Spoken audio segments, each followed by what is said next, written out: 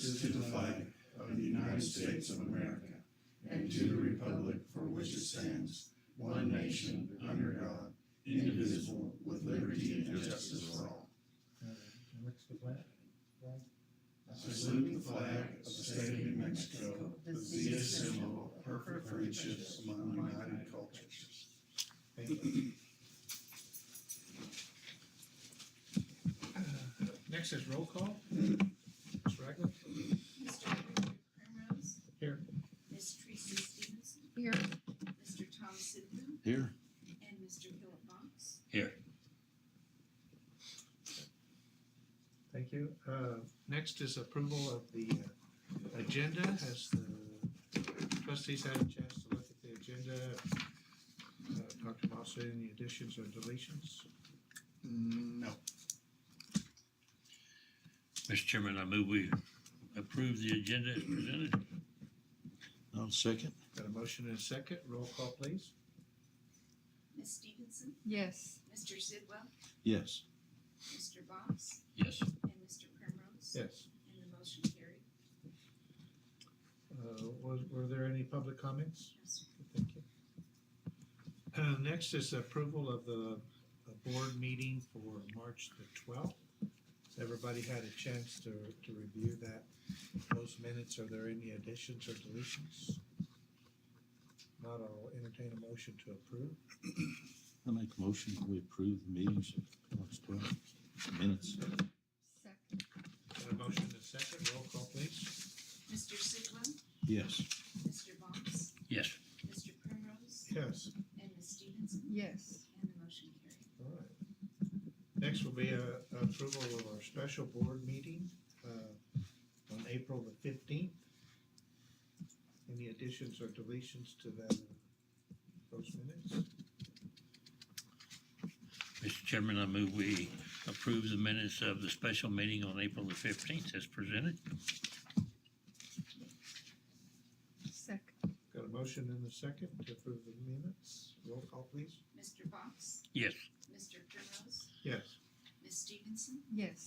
And Mr. Sidwell? Yes. And the motion carried. All right. Next is the chairman's report. I just wanted to let everybody know that I did. We had there was a webinar done by ACCT that I attended today at 11 about the duty of care, loyalty, and obedience of the governing body. And one of the things that they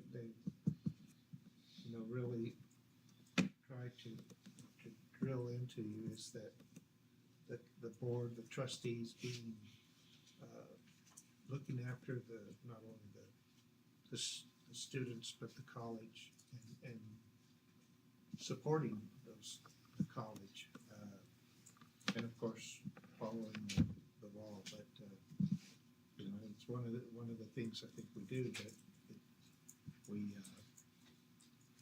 we work real hard to follow the mission statement of the college and make sure that we can provide the students with the best education that we can. And also, there is a meeting on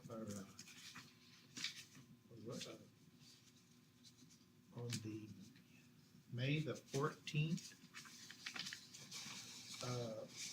at Clovis Community College. The New Mexico Department of Justice is putting it on, and they're going to go over open meetings and government conduct and New Mexico inspection of public records. I was planning on going, and if there's anybody that would like to go with me, they could ride along. But that would be May the 14th from 9 a.m. to 5 p.m.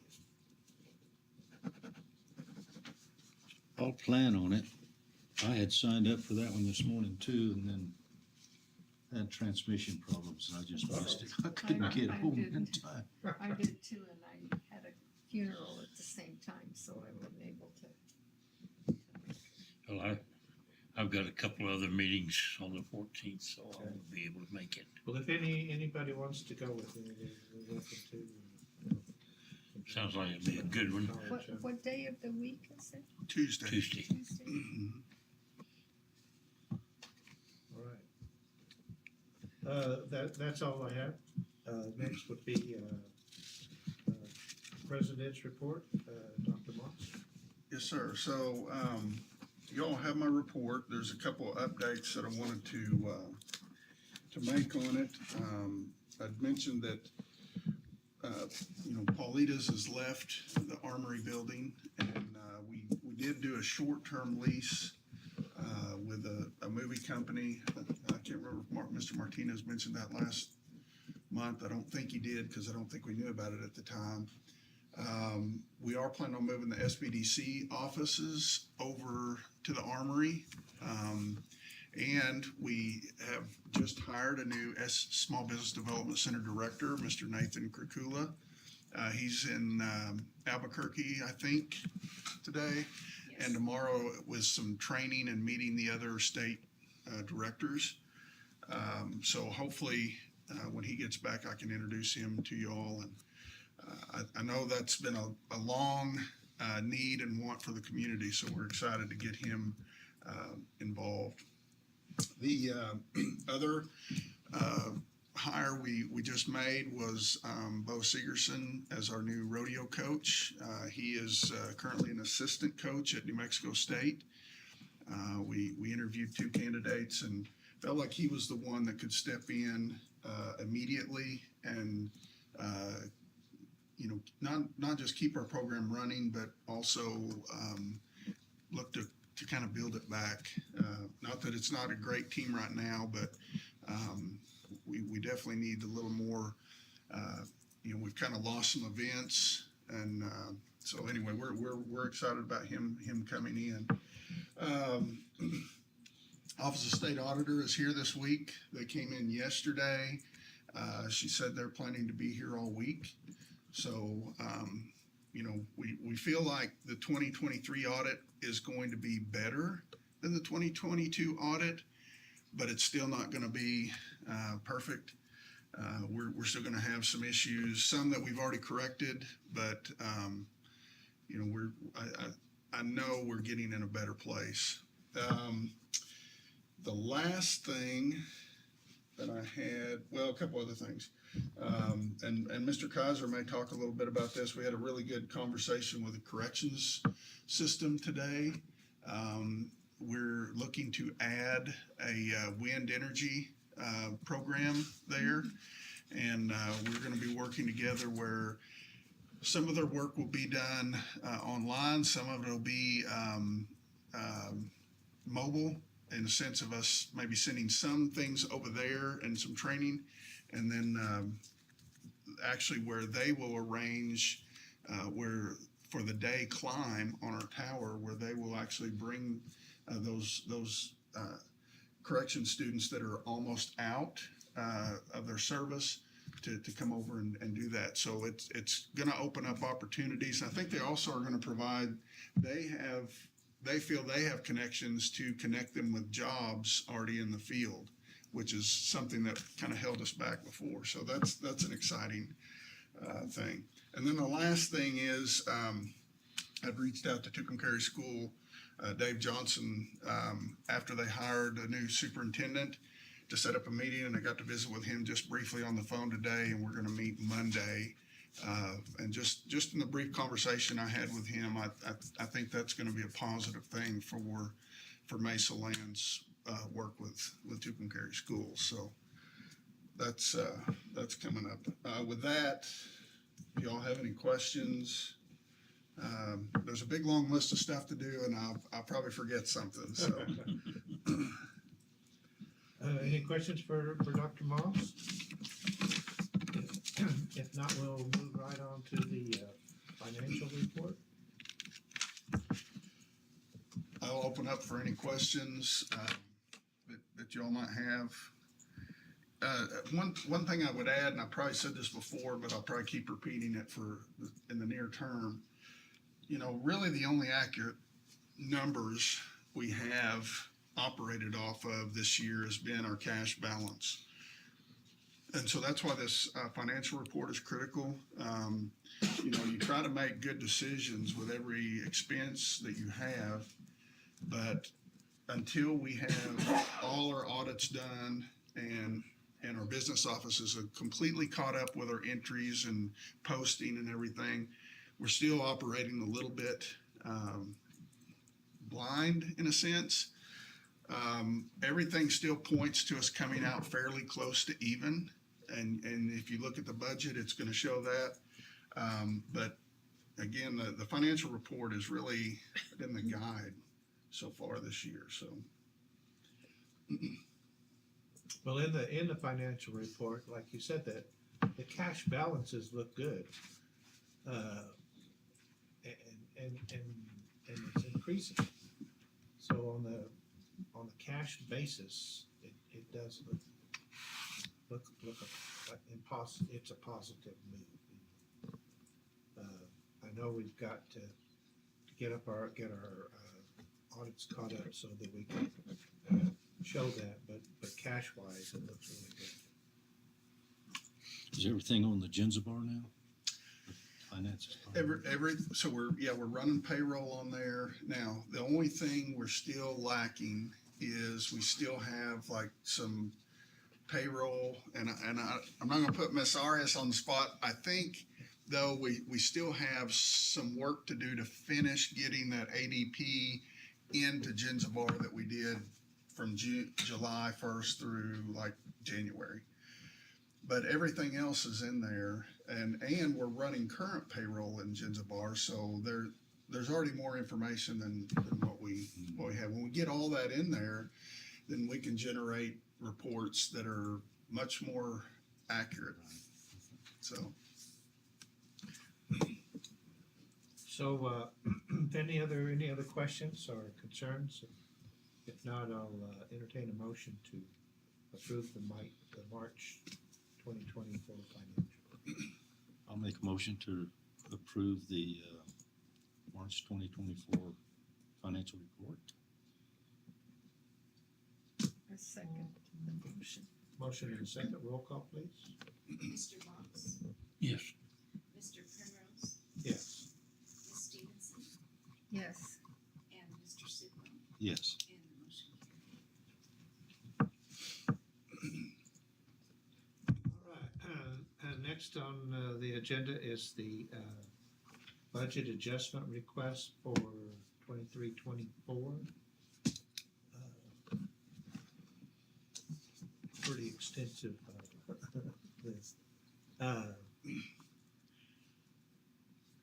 and I would add just a few things. One, a lot of credit to Ms. Sharma. In fact, most of the credit, and our business office, but Ms. Sharma has kind of kept us between the guardrails in a sense over the last 6 or 7 months. Your bars and your budget are estimates. They're not exact, and again, we don't have 23 audit done yet, and so we're still guesstimating a little bit on some of the numbers. But your bars at this time of year is pretty close. You got to estimate the last 2 or 3 months and submit that until we do the report of actuals in September. But I have a lot of trust, and the good thing for us is HED and DFA also are well familiar with Ms. Sharma's work in the past. So.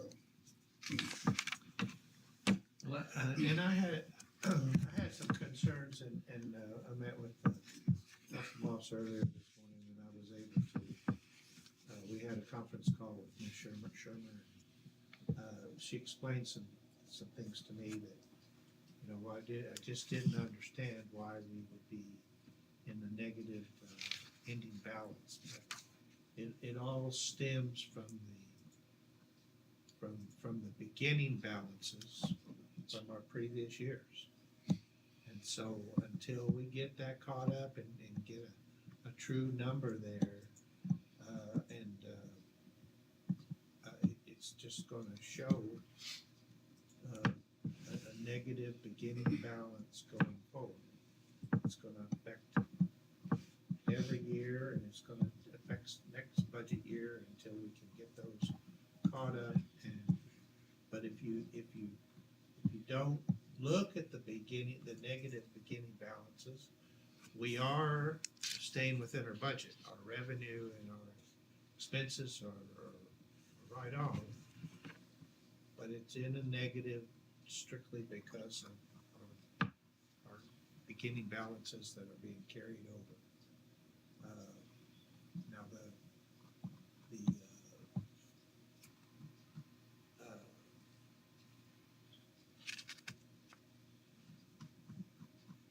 front. The restricted fund balance is good. It's a positive number. It's the unrestricted, and that's all. Take those beginning balances off of there, and we are in 2020, 23, 24, we are staying within our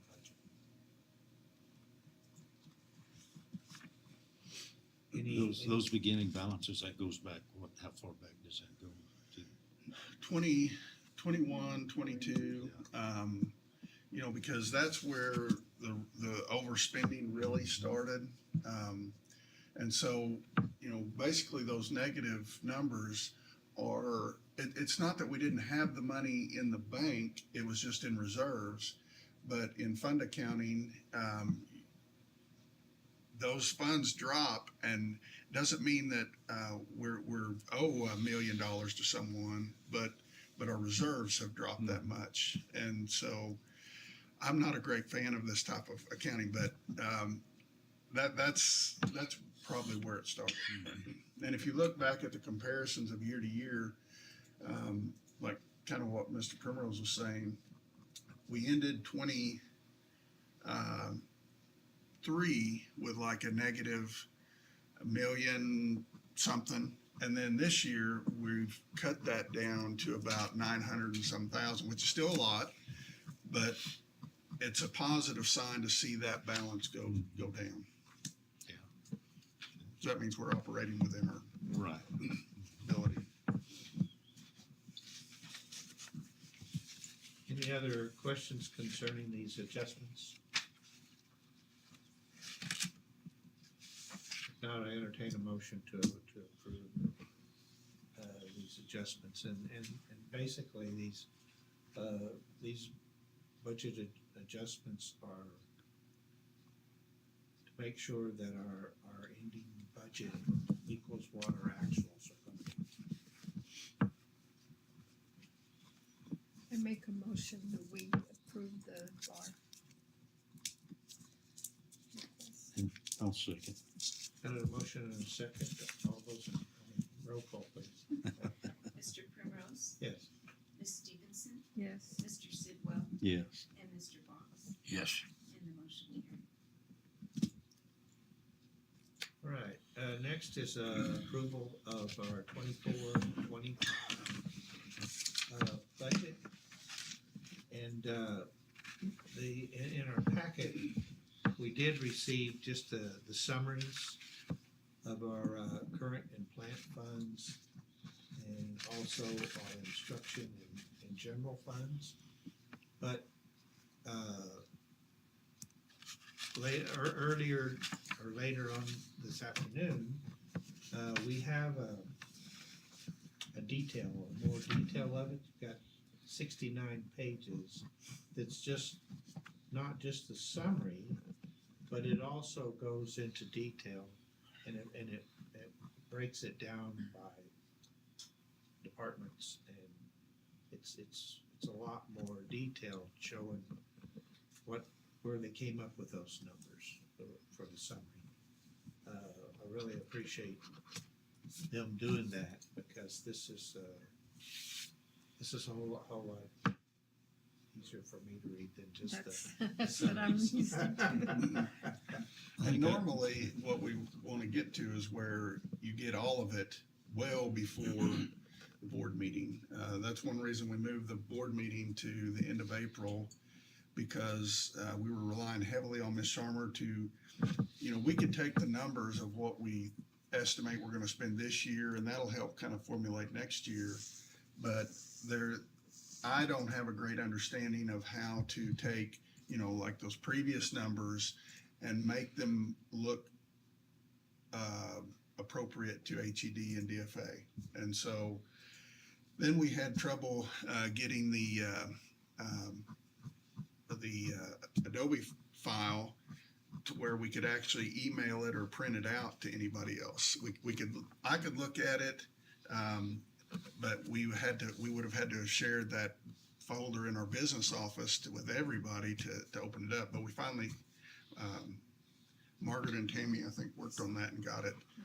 We could get that out. So Yeah, I think I got to page 30. Well, and in the summary, say the summary of the current and planned funds, once again, you have a beginning balance of 250,887 in the red, and then at the end of the ending balance, you've got 169,000 in the red. So we're making progress, but once again, beginning balances that we're carrying over in the red is going to affect our budget until we can get out of that. So without the beginning, once again, for next year, without the beginning balances of the reserves being down, the revenue and expenses are close to equal. So we're actually got a balanced budget for 2024-25. And I'm comfortable with those numbers. Is there any questions about the new budget for next year? And what I noticed, it also included the the salary increases, the state. Yeah. And a couple things to keep in mind, the state is mandating the 3% increase. They're only going to fund 80% of that. So that means that the college is responsible for the other 20% and the 20% of any fringe. We also have, the expected increase 33% or whatever on our property and liability insurance, and we also have a 15% increase on employee health. Other colleges and Mesalands 3 or 4 years ago have reserves so that if something comes up like that, you have a little money to get you through that.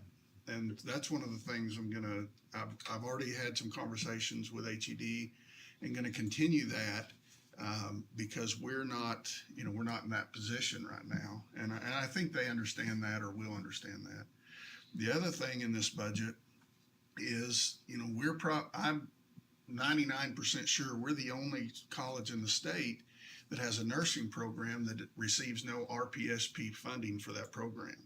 And so we're talking about, if you deduct our endowment income, you're talking still about $200,000 to $300,000 in a program that we're not getting funding that other colleges are. So it's very challenging to make that budget fit right now. And I hope they listen to us and we're able to get some of that approved this year. So. Yeah, some of those unfunded mandates, Yeah. it makes it difficult for them. Was any of the HR 2 money So that's, there's some of that in the budget. in there? Okay. So what Ms. Sharmer did was, took money that we expect to spend on audits, on contracted work, like for her and for Mr. Gray, who does a lot of reconciliation and just a lot of work that kind of saves our business office. So those amounts are in there, so it's kind of money in, money out. I have had conversations with Mr. Honey about, some of those other things I mentioned, and my hope is in some way we might be able to use some of that money for that. And then it also would include like some state board of finance funds because we're still re-implementing Genzabar and paying for that. So that's in there as well. And we've been paying some of these bills and we really haven't got reimbursed yet. Right. So, it would be nice to. Yeah, our cash flow, yeah, it's been fairly steady, but we still, we've paid our 22 audit, but we haven't got anything from HB2 to reimburse that. We haven't, I don't think we've gotten anything since about November. So we've probably got 200,000 or 300,000 there. Plus, we still need to finish drawing down financial aid for the spring. We still need to bill corrections for, the spring semester. So that will bump up our cash a little bit more.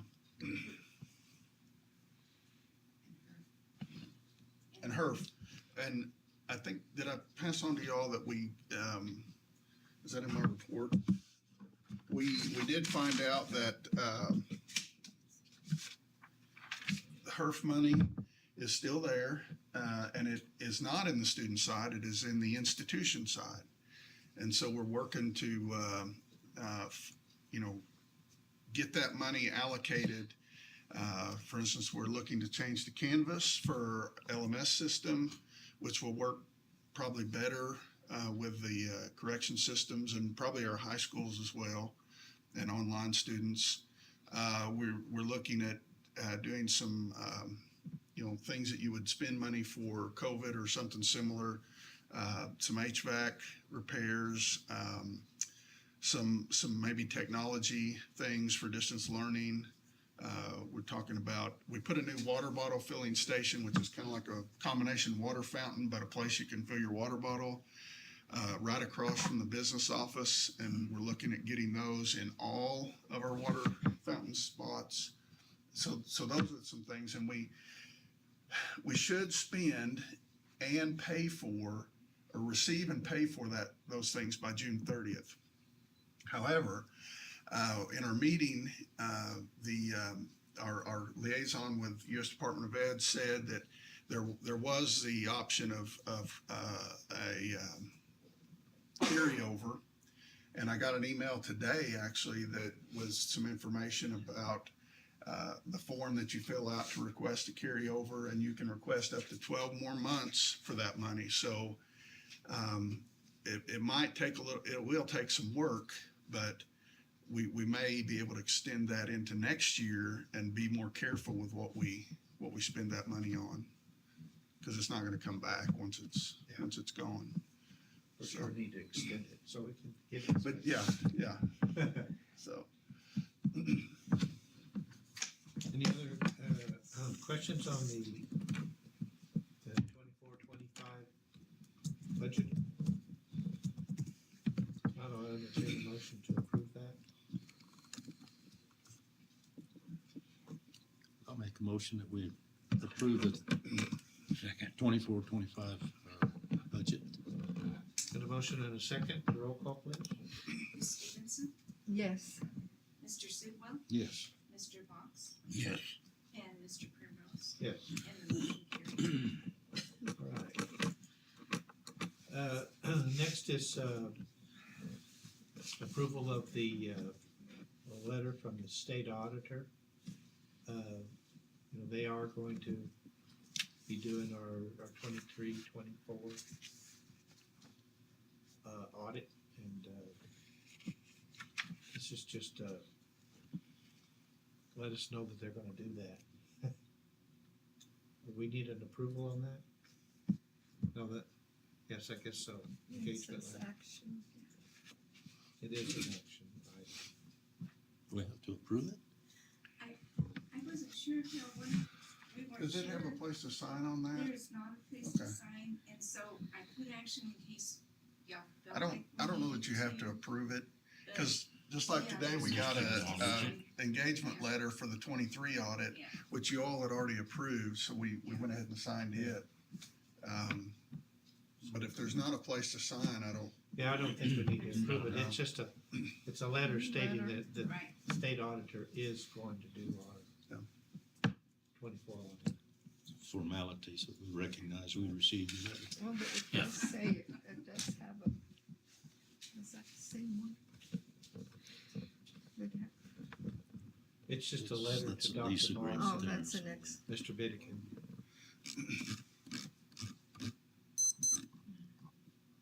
All right, we'll move right on and, well, next will be a lease agreement for the, Alco building with, Mesalands Trust Foundation, rather.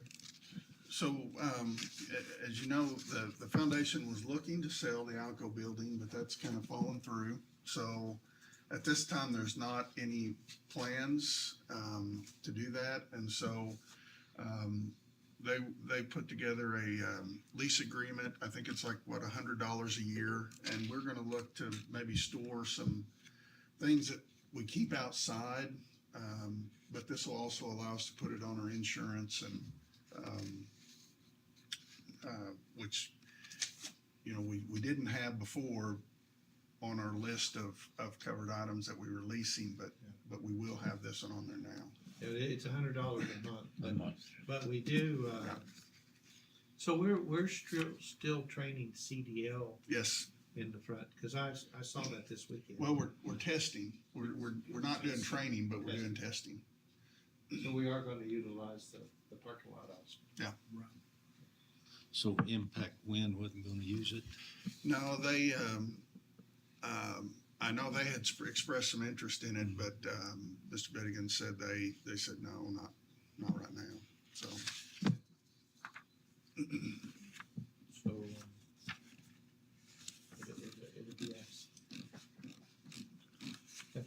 Is there any other questions on this lease agreement? Not, I'll entertain a motion to approve. I move to approve the lease of the Alco building. Second, Got a motion and a second, roll call please? Mr. Box, yes. Mr. Primrose, Yes. Ms. Stevenson, Yes, and Mr. Sidwell. Yes. The motion carried. All right, next we need to add Ms. Arias to our bank accounts. Since she's going to be our financial person, it might be a good idea. We'd like to leave, myself, and I think Tammy Hall is also on most of them, as well as some of you. But she definitely needs access to that information.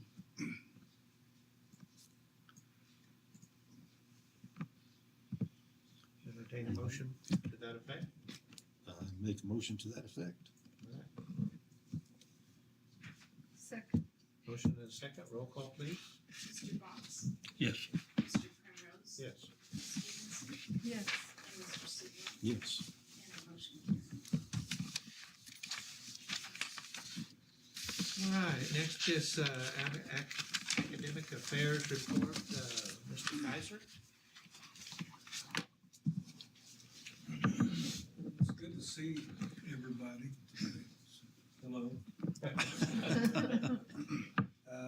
Yes, members of the board, Mr. Chairman, you have my report for academic affairs. And a couple of highlights. This is an extremely busy part of the semester for us, as you may well know. And there's some other events that I did not add that I want to just take a moment to mention that are happening this week. Of course, Cinco de Mayo celebration this weekend. And I can't say thank you enough to our divisions that are working together to make this event happen. And to Kim Enriquez that has scheduled all sorts of wonderful events, family-friendly events.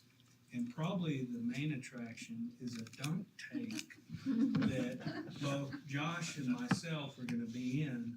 So, oh, and maybe Dr. Moss. My name's not on the list. I don't know. So I encourage our faculty and staff to really take it out, the frustrations, and dunk us in the dunk tank. So that's gonna be wonderful.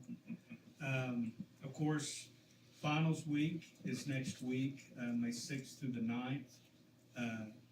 Closing all our 16-week and second 8-week term classes. And graduation May 10th, a major way to celebrate the close of the academic year and to celebrate the accomplishments of our students, faculty, and staff. So I encourage all to attend that event. And some academic events I wanted to highlight. We have our 24th annual Iron Pour, which will run, it's a workshop that runs from May 9th to the 25th. And that is being supported by our fine art faculty, Bill Rainey and Nate Gillespie. And we're looking to have 22 to 30 actual artist participants and a much larger supportive institution showing up the day of the pour, which will be Friday of that week. And I'm sure pretty soon we'll have more PR coming out for that event as well. And it's been 3 years since our last Iron Pour event, so there's a lot of excitement happening right now with our students and faculty in that area. Another highlight, as Dr. Moss mentioned, we had a conversation with NMCD Corrections Division today.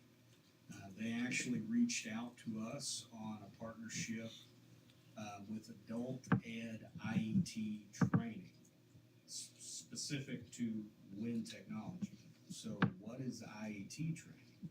An IET training is integrated education and training that starts with adult ed. So they take HSE graduates, and at the same time of facilitating that entry point of graduation for adult education learners, they're getting their ed foundations in adult ed, and they're getting workforce exposure at the same time. So it's a unique workforce program within the state of New Mexico. Again, a tremendous amount of funding on that pathway. So each institution is allowed in this new program one IET program to invest in with funding and support. And of course, there's an approval process and evidence. You have to produce evidence to justify. So in training that happened last week, I attended a training with Dean Garcia, our director of adult ed, and our focus at the training was on CNA for our institution. So we have a pathway developed. We're going to submit that, which would be activated in the next academic year. And while we're down there, the corrections division meets with us because we're a popular table. Of course, we're the cool kids. So the adult ed and correctional division met with us on the possibility of working the WIN program for corrections. So the benefit of us working both is we will get points, completion points for both, even though we're not housing the WIN IET program here.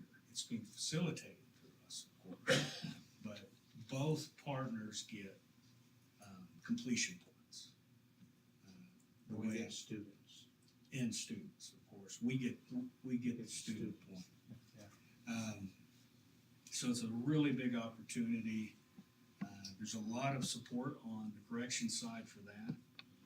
And everybody coming out of this meeting today, we're going to start finding ways to make this work for those students at the corrections division. And there's, like Dr. Moss pointed out, there's a history of serving those students with a simulated WIN certificate where they actually got to climb, not so much climb our tower, but they had some sort of ladder simulation that they were able to climb. So we had conversations about that, conversations about simulated hydraulic equipment, electrical equipment, where they could actually fulfill the lab requirements of these courses at their site. But what I would like to do, and this is gonna take some negotiation and some back and forth, is actually get those students out here on the tower for one climb after they're ready, so they can experience the full climb process. So that'll be something we develop this summer for those students.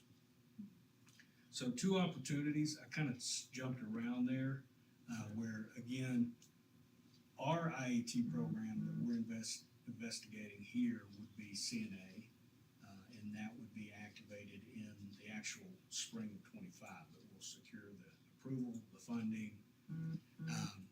And this adult ed funding for these IATs takes care of student tuition, supplies, travel, childcare, a tremendous amount of resources for students that are, again, non-traditional students that might not have that pathway to go to a 4-year university. These are students that are ready to enter the workforce. They're gonna get their GED and go to work. So that's this group of students that we're trying to serve. And likewise for the correction students that are about to be released or 18 months from being released and looking to join the workforce. They're not looking to go to a 4-year university in this group. So a wonderful opportunity for That'd those. be huge. Other highlights, summer schedule, fall schedule is now posted. Again, the IT training, we are cleaning up some areas of the fall schedule where we're being very specific to dual credit needs and some other regional needs, where, for example, we have block scheduling that runs within the actual bell schedule of many of the high schools. Another area we've altered our instruction is having high flex courses where a student from Logan and Tuckercarry or Melrose that might not be able to actually get onto campus, one of those distant locations, the instructor can lecture live through the same setup we have in this room here, where they can port that classroom out. And we've tried it out with success with our microbiology class this semester to Melrose. And we had students on the other end communicating with our students in classroom, our instructor, and they actually come onto campus for their live lab activity. So that was a success this semester. Any questions? Any questions for Mr. Kaiser? Extremely busy. So how did your trip to Chicago go? My trip, I did not go, but I believe Dr. Hackett, that's Dr. Hackett's trip. So that was the HLC annual conference. Okay. And I haven't had a feedback session from her yet. I'm sure she had a great time. And I hope she picked up some pointers on how to help us with our accreditation. The great time is staying away from me because I keep assigning more and more work to Dr. Hackett, so she probably needed a break from me. And with that in mind, there's a tremendous amount of work happening. I think our sessions are every 3 weeks. Our HLC committees, our criterion committees are getting together to assemble evidence to be able to not only defend us on an accreditation standpoint, but this helps us get back in track in all our division systems too. So that's happening as we speak, and we have a really good show of support from our staff and faculty assisting in that area. And the only other thing I wanted to add is, while I'm standing here, I identified 7 misspellings in my board packet, so I think I'm down to a 70 if I was grading that. So I apologize for my Who's counting? spell check problem. Any other questions? One of the questions I would ask, I know here, I think it was last year, we made some adjustments with scheduling to get the breaks with the high school, the schools and the colleges to coincide with each other and so forth. And with all of this mess coming from Santa Fe with the 180-day deal, are you foreseeing or are you just waiting to see how that plays out? Are we gonna need to make some adjustment in the future for that? If everything changed and there were 5-day overnight for the fall, we would still run our instruction during that same bell schedule set. So I'm not sure how that would play out with the fifth, 5-day a week, but the hope right now is that if they maintain 50-minute, 55-minute bell schedule classes, we can accommodate them in the morning.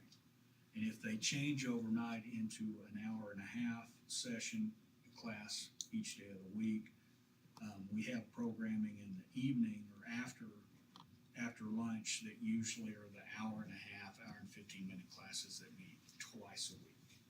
So we actually have that capability right now to serve both either way.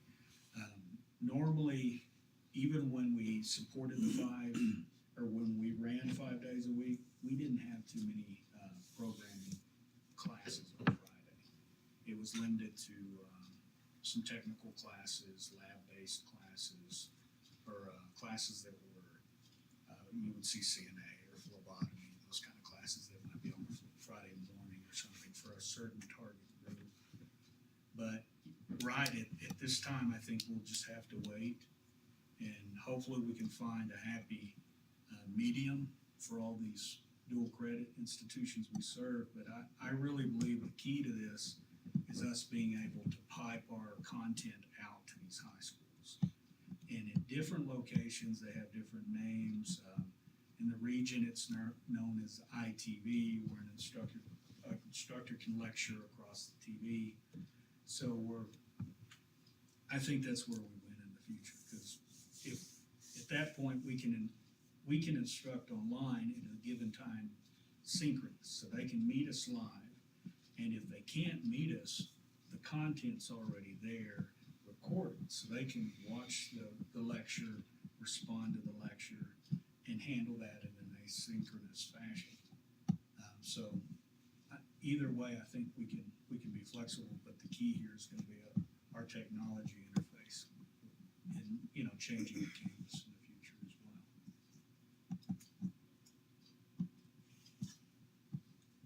Any other questions? Any other questions? Good question. Thank you.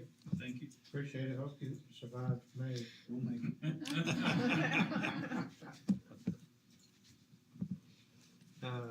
Mr. McVeigh. Yes, good evening. So Mr. Kaiser, you get away with misspellings in your report. Mine's more public. I'm with marketing, so marketing misspellings, everybody gets to look at that. Let us know about it. You have my report, summation there of everything that's been going on. A couple things I do want to highlight, and things that one or two that have come up since I submitted the report. One, of course, highlight is Cinco de Mayo, and I want to say thank you, of course, everyone that's working to make Cinco de Mayo happen. That's taken a lot of work, a lot of energy, but there's great people, great energy putting this together and getting it going. So I'm really thankful to everyone that's working, and the city as well, working with the city. We've been fortunate as well with the city for funding help through Lodger Stacks for the events that are coming up. And I want to say thank you to Lodger Stacks and the city and the community of Tucumcari. But again, the partnership is great because I believe it also helps to bring in activities and events that benefit our businesses locally. So I'm very appreciative of that as well. We had Ginzabar training this morning. Of course, we continue our Ginzabar training, but what I do want to highlight about that is in this training with registration and admission, we're finding ways to streamline. There's bottlenecks without the automation. So we're able to turn automation on that Genzabar is capable of, that we've not been utilizing. And it's really beneficial because it gives us scalability. Previously, we've been doing everything manually, a lot of things by hand, whether it's degree audits or even programs for our students, ensuring that they're on the right path. The automation that we're able to work through Genzabar now is able to help students to be able to sign up for classes that keep them within their programs and on their path. And so that's going to be automated so that, again, the scalability so we can handle more students and ensure that more are successful with that. So we're very excited about what we encountered with that this morning's training and, of course, this week as we continue. And a couple of events I didn't get on there. ESL, our English second language, are having a picnic on the 9th of May. And then also at the same time, they're going to have a picnic in the, they want to do a picnic out in the courtyard area. And then at the same time, we'll have an athletic banquet that'll be going on at exactly the same time. So we're excited about both those events that will be going on at those times. Those are just some highlights I want to bring. I also want to say, again, thank you to Julio as he's reached out to our government contacts and, looking for grants and for opportunities for funding, whether it's with the turbine or finding housing for our students. He's been working very hard with our representatives from the state, and I'm very thankful for those representatives that are also working hard to help us as well. I'm very appreciative of that. Also, for graduation, speaking of which, we will have Representative Chatfield, who will be our speaker, commencement speaker at graduation. So we're excited about that happening. I do want to mention that at graduation, we are planning to have over 54 that are be walking across the stage, and that includes our adult education. So those that are receiving their HSC, their GEDs, will also be walking with our students, and so that number is at 54. So we're very proud of that. Those are the ones that are walking. So graduation, those that are completing, we have over 63 that are completing. So we're looking forward to those completions all together. So we're excited about the upcoming graduation ceremony that will be happening on the 10th at 6 p.m. And now we will be having rehearsal at 10 a.m. So I would request, if you would, please join us for rehearsal at 10 a.m. That'd be wonderful, so we can kind of walk through the staging. It's going to be at the auditorium, Terry High School Auditorium. Looking forward to staging it there. And we'll have rehearsal at 10 a.m. And so we're looking forward to that. It's a lot of things that are going on. Like Mr. Kaiser said, we're a very busy time of year. So I'll leave it at that and answer any questions that you might have for me. Any questions for Mr. McVeigh? You're extremely busy too. Yes, very much. Appreciate it. Thank you very much. Appreciate all you do. I do want to submit this to you as well, just so y'all can see, as we change the logos, it's taking time to get more collateral as we're building it, which is very exciting. But this is a folder that we'll be giving to students as they come through and prospective students with information inside. But I'm excited about the quality that we're producing and the things that we have to look forward to in the future for marketing as well. So. Josh, you'd shared a while back an article about some correction students receiving their diploma recognition at the facility. Did we pass that all on to you? Okay. And then I couldn't remember if we talked about if we could maybe get some way to maybe work getting a representative of the college to actually present. I don't know. That's a conversation we need to have with them, but I can't remember if I mentioned that or not. Absolutely. Yeah, we could do that. Yes, sir. We can look into having that available. Thank you very much. Thank you very much. Next is Mark Martinez. He's not. He's in training. HED is having a technical summit. They do something similar every year, and so we have he's there because a lot of the topics are on capital projects, and then there's also some financial aid. So we have Sabrina Skinner that's also attending that. I was gonna pull up his report and see if I could think of any updates.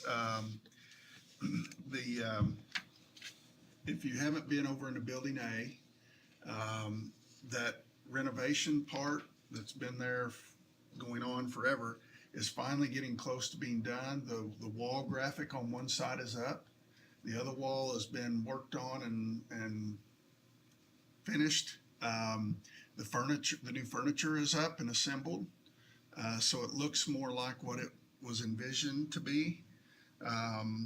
There's still a couple things, as far as like HVAC and stuff that, we still have to kind of get working on. Miss Arias, I don't think we've introduced you yet. So Miss Rochelle Arias is our new Director of Business Services. Miss Arias has served with the city of Tucumcari for many years, and we're excited that she brings some great strengths to our business office. So she was here. Well, she was here at our special meeting. Okay, you guys have already met her. Well, never mind. Okay, I forgot. Let's see.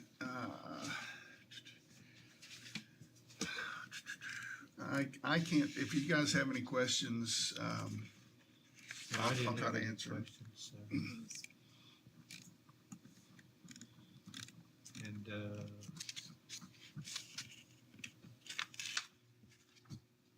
we have, Mr. Garcia's, minutes from the staff Senate meeting. And it looked like they were, well, seemed to be, didn't have any concerns, I can say. Yeah.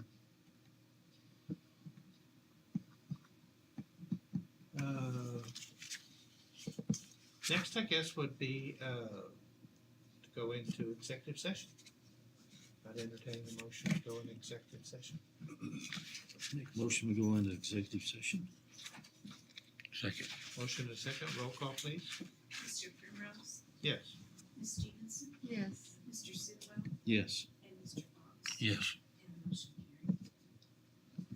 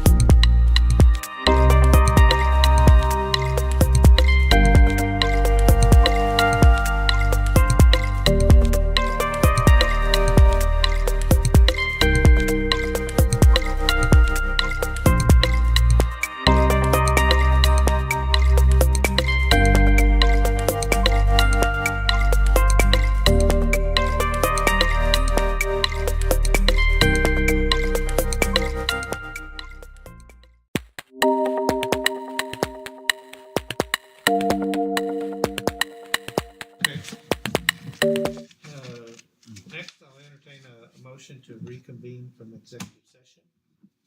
I shall move. Second. Got a motion and a second, roll call please. Ms. Stevenson, Yes. Mr. Sitwell, Yes. Mr. Box, Yes. and Mr. Pringles. Yes. The motion carried. We do not have correspondence. We've gone over these dates, but I wanna, I'll say them again. Cinco de Mayo is May 4th from 1 to 4. Graduation is May 10th at 6 p.m. at the high school auditorium. And Memorial Day, the college will be closed on May 27th. Our calendar and reports are there. Our next meeting will be May 21st at 5:30 here in this room. And then the only other thing was, one of the things that HLC's wanted us to do is have some training, and so I've gone to the ACCT Connect, and I've done some review of some of their webinars, and so I was wondering if I've got a couple of these, and they're just like 4 minutes, but I'd like to. One of them is board roles and responsibilities. If y'all would like to watch those two videos, so that we can finally start checking that box that we have have gotten some training, and everybody's willing, or if they wanna stay, we can. I just need